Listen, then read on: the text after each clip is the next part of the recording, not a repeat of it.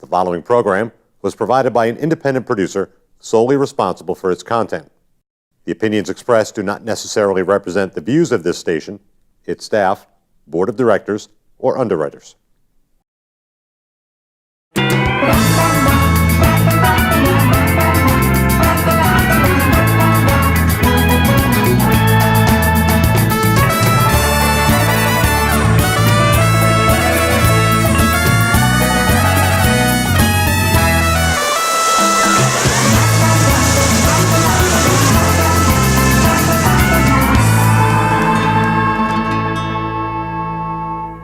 Hey everybody, CamiBaker.com here. Welcome to the Happiness Jungle TV show. I am super excited, as I always am, to be with you today because it's a jungle out there, but we can still make it happy. And one of the ways we make it happy is by going on social media and finding people. I have said for a long time now that social media actually makes us the most anti-social people sometimes, but when we use it for what God intended, we can meet great people. Hence, why I have Mark Metry on the show today. So Mark and I actually met through LinkedIn. Yep.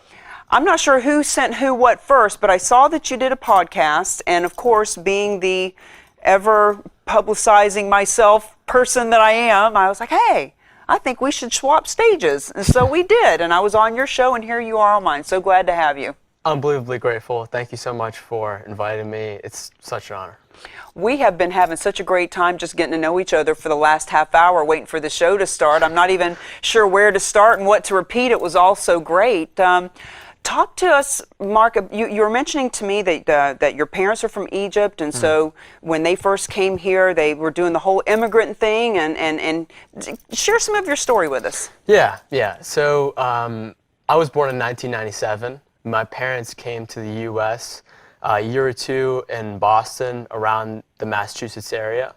And, they came here, they didn't really know too many people, they didn't know the language. They really didn't have much money coming in. It was just sort of like this goodwill, and they came with my, sister at that time.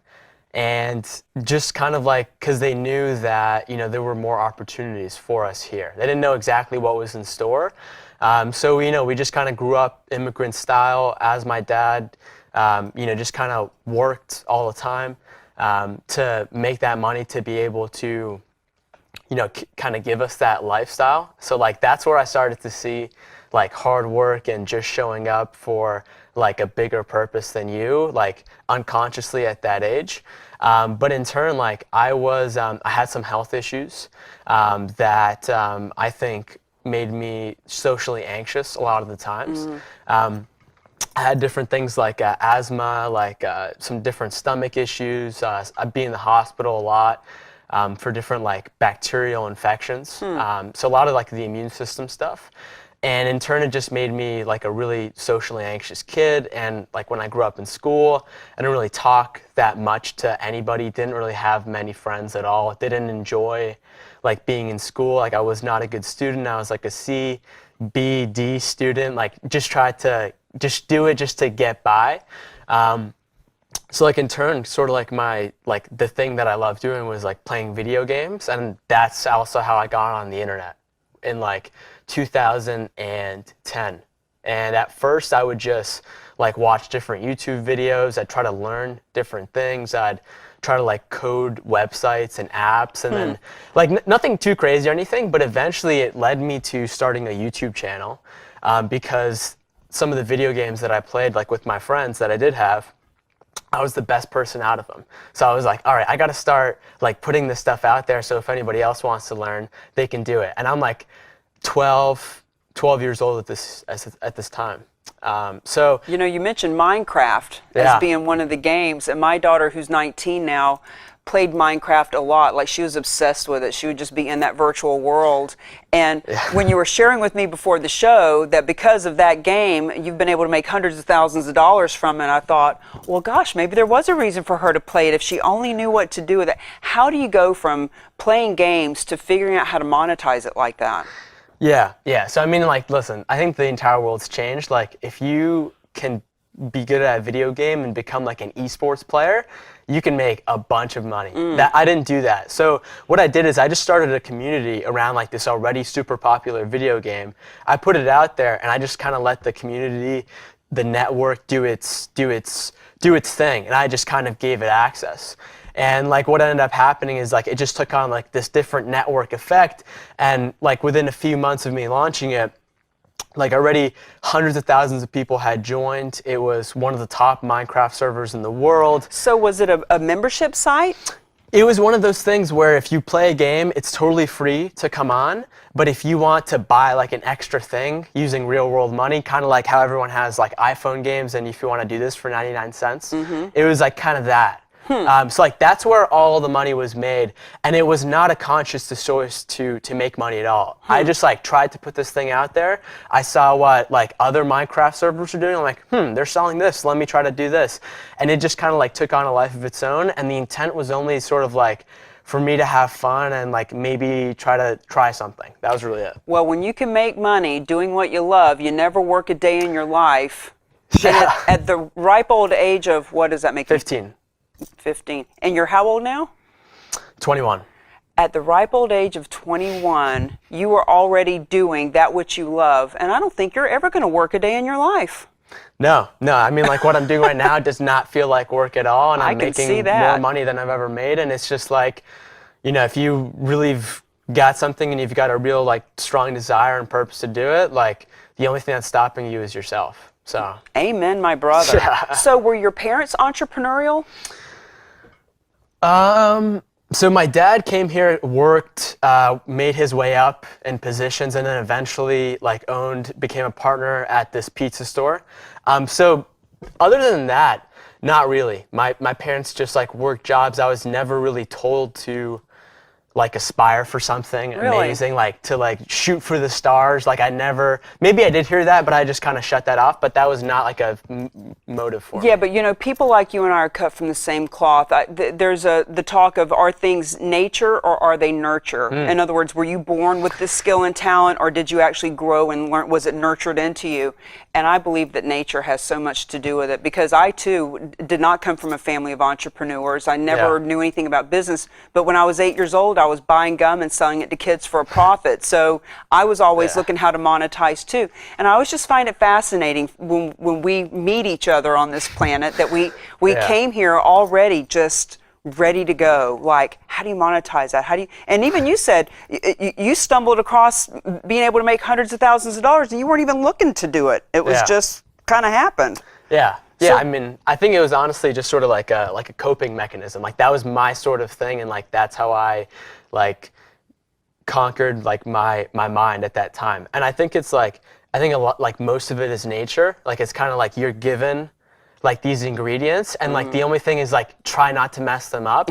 But like we always sort of like mess them up, and like I had messed myself up like in a lot of different ways. So like for me, the thing that would like really stop me on my potential like in my journey was sort of like my mindset. Like my mind was just totally like, I was sort of like externally successful from that money, but inside like I just thought of myself as like the same old loser. Like I did not think of myself Really? highly, never thought of myself as successful or anything like that at all. So what have you done to fix that? Because you clearly have a lot of confidence now. Yeah. So like I kind of had like a breaking out in 2016 where I just like went down this dark path, ended up gaining like I was over 200 pounds. Just like this depressive spiral, and eventually I kind of came out of it because I traveled. I went back to Egypt, and like there I just saw like my perspective shifted. And I was like, wait, so my parents came from here, and like I saw how people were living from the other side of the planet. And I was like, and then they came to the United States, and like I just have so much opportunity in front of me. And I knew this from starting my Minecraft server. Like, why can I just take advantage of it? So like once I had that, then I started to do like research on like health and nutrition, because I was obese and I had a bunch of different health problems. So I eventually found like a diet, like a healthy lifestyle, now that we call it, like not eating anything processed, trying to, meditation, exercising, sleeping right, surrounding yourself with the right people, like reading books, just like all those different things, starting to listen to podcasts. That just kind of took me out of it, lost all the way, eventually started a business, and then later I started a podcast and been on this journey ever since. It's so impressive to me when I meet someone your age that has already gotten a hold of it like that. There was a gentleman I interviewed, Jack Podfin, who is 18 and has already done 2 business expos with 35 businesses at each expo. And here's this, I can't call him a kid, he's a man, he's a businessman. And, you know, at 18 years old is already doing what people spend 50 years trying to figure out. And it's just so impressive. So good for you for grabbing a hold of that. I was entrepreneurial when I was younger, but I let drugs and alcohol get a hold of me. And I didn't start on my a spiritual path, on my self-development, on reading books and understanding what coaching and mentoring was all about until I was way into my 30s. So you are going to be able to inspire so many. Do you do any coaching? Yeah. Yeah? I recently just started. Nice, nice.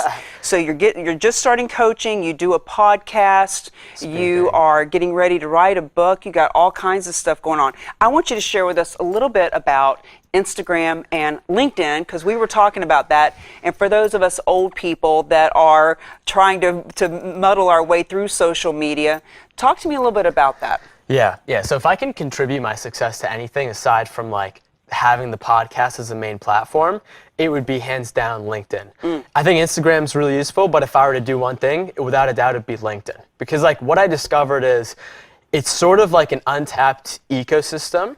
Like more and more people are joining on it. It's been getting a lot more popular lately. But ever since I got on it and started to use it more than an online resume, and I started to actually post content every day. And at first it started just writing down my thoughts like in written form, just like ideas, 1,300 characters, that's the limit on LinkedIn, to eventually making videos of my podcast, not about me, and then like pictures and doing that stuff every single day. You know, I get messages from people that, you know, are like these business people at their companies, and they're like, hey, I see you, and the stuff that I post is not necessarily professional stuff. Like it's just like stuff about life, stuff about like just the things that we all go through. And they're like, hey, I really reached out to that. They'll reach out for a call, and then we end up doing business. And then like, since I have a podcast, I'll be getting introduced to more and more people. And then eventually it turned into different speaking opportunities and all this other stuff. So like, 80-90% of like all of the growth that I've had is coming from LinkedIn. Including us being here on the TV show today. Exactly. Because it was through LinkedIn that we met one another. And I'm just so hung up on doing the Facebook stuff that it's just where I feel comfortable. I'm not really sure what to do with LinkedIn. I don't know why I feel like doing a Facebook Live is what what I need to do when I would be doing it on LinkedIn instead. Yeah. Give us some tips about, like, for those of us who are, and I know you don't do anything on Facebook or not much, what are some tips for people just getting started with LinkedIn and Instagram? Yeah, so what I would say is, like, don't try to pretend to be something. So, like, a lot of people start, whether it's podcasts or just, like, start LinkedIn, like, they're trying to communicate with the world, but they're trying to put on, like, a front. Like, I'm, like, this successful host, and I know everything about the world. And eventually, for a lot of people, they stop doing it because like that's just not who they are. So what I recommend is to be like as real as possibly authentic as you're willing to put yourself out there. And like for me, like what I've realized is the real strength in it, and like how you really start something with other people that are looking at you through a screen, is just like trying to use a platform like video or maybe even like podcast, but video is really powerful, that says like, hey, I'm Mark, and like this is what I'm trying to do in the world. These are some of like my shortcomings, and like I've realized that if you really talk about your story and you're not trying to hide anything and you're just trying to let everything surface, people really resonate with that, because believe it or not, there's not that many people doing it. People do. They resonate with being authentic. When I'm on stage and I speak about my alcoholism, in the very beginning, I'll talk about that, and it's surprising to me how many people will say, that really resonated. Not that they have an alcohol problem or anything about drugs. It's just being open and being transparent. People really appreciate that. So, what are some actual pragmatic tips, like how often should you post? Talk about the social selling index a little bit of LinkedIn. Yeah, absolutely. So what I would say is post as many times as you can consistently, as long as you won't burn out. So for me, I post like twice a day. Sometimes that's a video, sometimes that's just me writing. So like what I would say to people is just start like writing down that transparency truth that we talked about. Just start writing that in whatever way that you're comfortable with. So if you don't want to like record yourself, then like, and you're a good writer, or like you have a good idea that you want to get out, whether that's business or something else, just like start writing articles. And like once you put that stuff out there consistently, I would just say to look at other people that are trying to do the same thing as you're doing. You can search it by hashtags. So like for me, when I went on LinkedIn, I literally added every single podcaster. Like I looked up hashtag podcast, hashtag podcast host, and I literally networked with every single person out there, because like that's how you establish yourself as the best among that industry. So like I would post a lot of content that's really transparent, because believe it or not, like not that many people are doing it. Not that many people are doing it on LinkedIn. But the thing is there's so many decision makers, there's so many business leaders, there's so many influential people on that platform that maybe they wouldn't be on Instagram, maybe they wouldn't be on Twitter, but they're on LinkedIn. And it's like a Saturday morning and like they're just home in the morning, they're drinking their coffee and like they see your message. That's how I've been able to network and get like unbelievable guests on my podcast just from that. So like I would just put your stuff out there consistently, try to see who else is doing it out there, connect with all of them. And I would just say to just be yourself. That's really it. Do you put a call to action at the end of your post and your videos? It depends. So if I make an episode, a micro video for a podcast episode, then I'll say, hey, you should check out this entire episode. Sure. I'll put it in the comments. I'll put it in my profile. You can just look it up on your iTunes app, because putting links in your post on LinkedIn is not really encouraged heavily, and it won't kind of like promote you up in the algorithm, because they're trying to keep everybody inside, because like that's how they get more attention and more eyeballs on the platform. Yeah, so if you want a link, if you want to promote a Facebook Live, for example, you put it in the comments, not in the post. Yeah, I put it in the comments, and like here's what I would say. Like the way to use LinkedIn is not to like I think it's okay if you're going to make an announcement, but the way to do it is not to treat it like Twitter, where like you're like putting in 2 sentences and then you're like putting a link. What I would say is be more contextual to the platform about the people that are looking at your stuff at that time. And like if you really actually go in like detailed, like with the copy, and you're like a little bit more detailed, a little bit more intentional, you talk about like why it is that you're even posting this and what kind of effect that it has on you, way more people resonate with that. And next thing you know, like some of my posts get tens, thousands, hundreds of thousands of views, and I'm not like just like throwing it out there. I'm throwing it out there, but I'm throwing it out there in a more valuable way, and like in a more consumable and enjoyable, but also like informative way. Yeah, well, value is so important, really providing as much value as possible up front. I know there's been a shift from, don't tell anybody anything, keep all your good stuff and make them pay for it. No, give them your good stuff first. Yeah. Throw it right out there. Yeah, and like, recently I interviewed Seth Godin. He's come out with this new book called This Is Marketing. And basically the entire book is this. Technology is always changing the different communication methods. It's always changing the dynamic in which we interact, and we've got to be mindful of that. But like the fundamentals of what makes us as humans is never going to change. Yeah. And it's like now we're actually living in a time that if you do have like a bunch of great qualities that make you a great human, you have more access than ever, and you can actually succeed. So it's like if you actually do those, like today in 2018 marketing, like it's no longer about tactic. It's like no longer about like trying to win like the SEO battle, as like Seth Godin says. So like I think it's like really about doing that, but it's also about like not being full of crap, and like being really intentional about why somebody should take life, like time out of their day to like look at your video for a minute. Like that's so selfish if you really think about it. Like you've got to be providing a lot of stuff to separate yourself from the rest. Absolutely, unique sales proposition. So what is your unique sales proposition?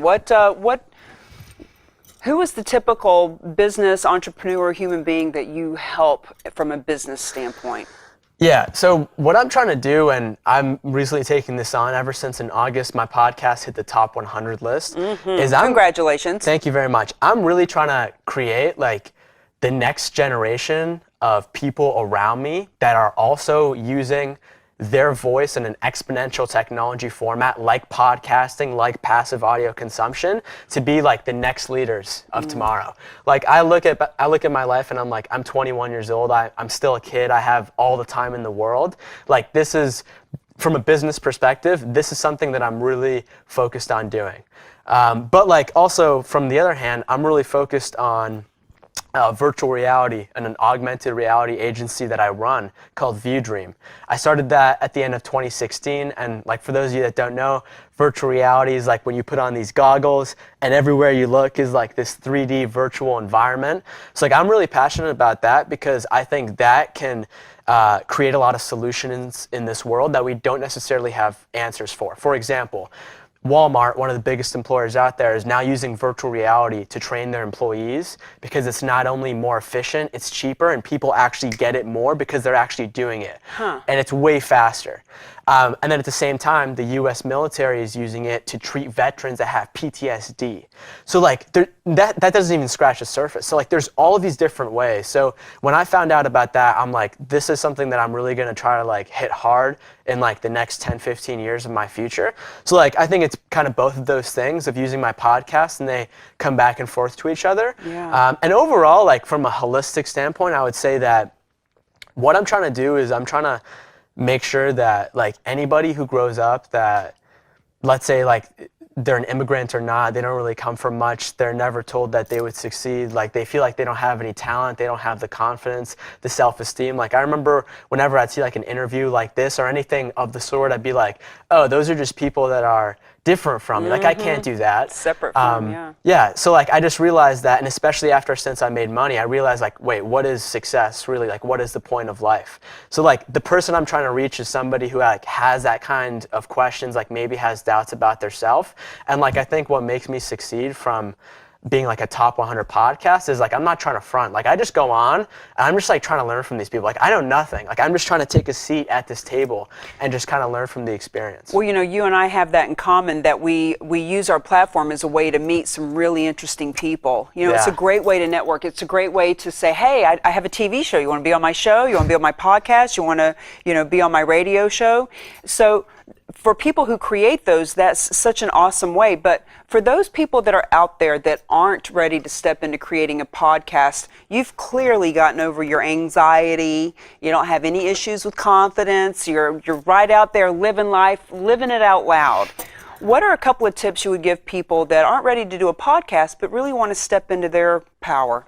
Yeah, I think the first thing is realizing that like everyone kind of deals with this. Some people are more anxious than others, but like I've conquered the like death grip that anxiety has over me, but I still get anxious. Like I would say that I'm anxious, you know, right now to agree, like before we stepped in. But like what I've learned to do is like, that's actually a good thing. Like the fact that you have butterflies, the fact that you might be a little bit nervous is actually a good thing because that means that you care. And believe it or not a lot of people would care. Like that's the reason why you're in your position. So like the moment when I started to like come at anxiety in that way and like, oh wait, why is this happening? Like, you know, like I fundamentally believe that everything happens sort of the way it does. And maybe like the feelings of anxiety are happening for a reason. They're kind of like happening to send you a message. And for me, I believe when I was younger, they were there to send me a message of like I should not be where I'm supposed to be. Like I was supposed to be in a higher position, but I wasn't performing at that degree based on like my mindset. So once I understood anxiety, that was the big crack. Another big one was my physiology, my literal health. I remember that ever since I stopped eating sugar, a bunch of processed things, bad foods, like just drinking a bunch of sodas all the time and just like not treating my body the way that I was supposed to and not feeding up with like whole foods from the ground, like vegetables and like different animals and this and that. When I stopped doing that and like when I started exercising and getting more energy, I remember I had this like conversation with somebody at dinner and I was like, most of the anxiety that I feel is mostly gone. Because like what I realized is like when I grew up with those health issues I talked to you about before, once I started living that healthy lifestyle, a lot of those symptoms, a lot of the drugs that I was taking for them went away. Interesting. And like anxiety happened to be one of the symptoms. So like I still think I'm like naturally an introvert, like naturally like a little bit more anxious, but it's just like going on the spearhead and going on the offense because you know that. Yeah. Good stuff. So, what are some books? Who are some of your mentors? What are some yummy things you can refer people to? And who do you want on your podcast? Do a little bit of a cattle call too. Yeah. So, without a doubt, somebody that I looked at's like really made a difference in my life, Gary Vaynerchuk. He was definitely not the spark to my journey, but I remember like just randomly scrolling on Facebook and having like one of his videos pop up in my feed. And I don't remember what the exact video was, but it pissed me off. And I was thinking about it in like 2 weeks, and what I realized is he was trying to reveal me to myself and to what I could be. And like within a couple weeks after that, that's where like sort of like my momentum journey sort of started. So like he's somebody that I'm definitely going to have to interview on my podcast. I'm trying to get him on. And he's somebody that I've also learned from and has like impacted me heavily from my life, from like not just a business perspective, but also just like a mindset and like a 21st century perspective. So he challenges you. Yeah, 100%.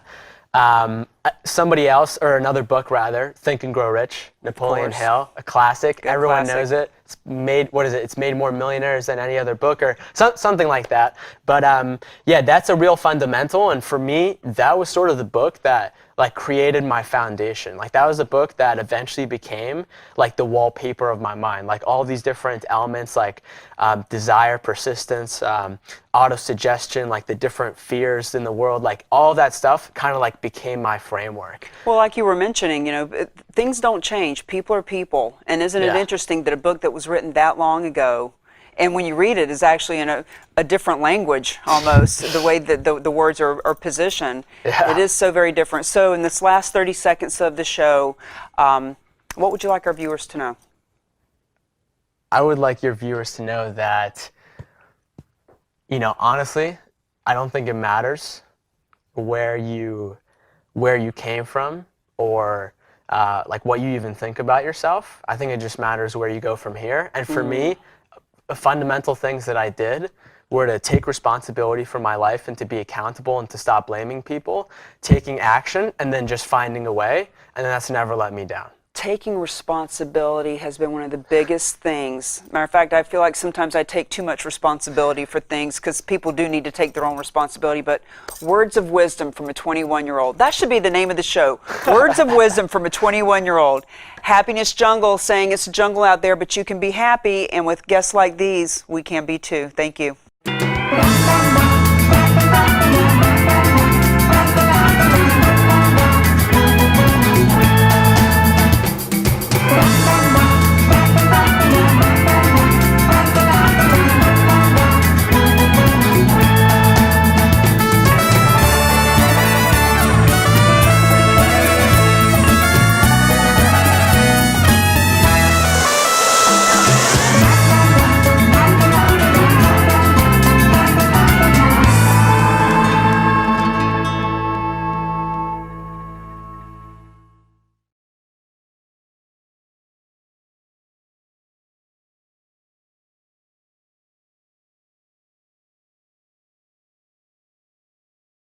The preceding program was provided by an independent producer solely responsible for its content.